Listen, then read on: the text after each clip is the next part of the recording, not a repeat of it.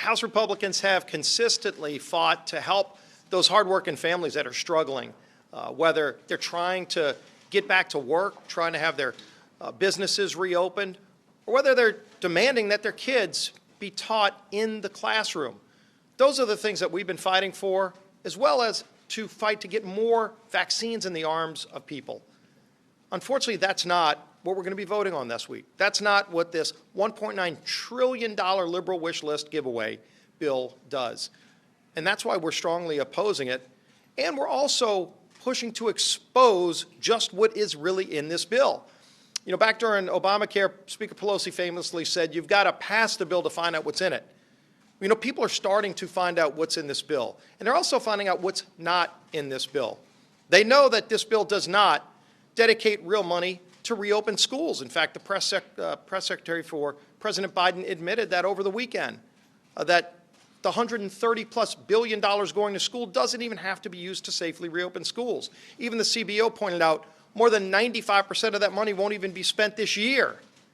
Parents don't want to wait another year to have their kids safely in the classroom. In fact, the science strongly says that schools need to be reopened, can safely be reopened, and points out the damage, long-term damage being done to our nation's children if they're not in the classroom.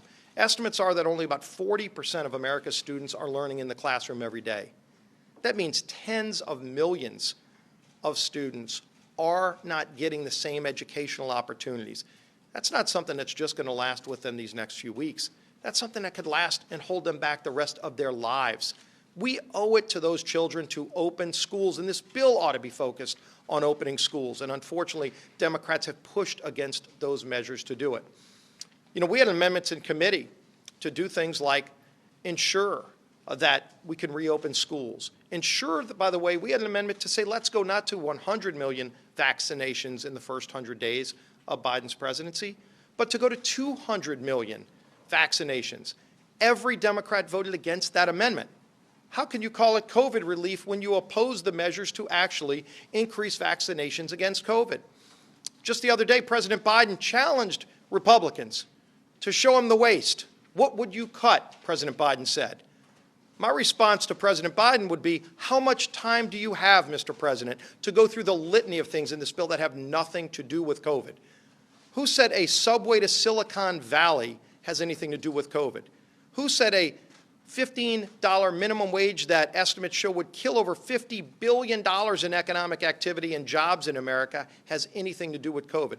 Who says a state bailout of $350 billion to blue states like California? California in this bill would get over $40 billion in bailout money when they just announced they have a $10 billion surplus. So why, Mr. President, would you want to borrow money from our children and grandchildren to bail out failed states and to keep schools closed for another year when the science says open schools today?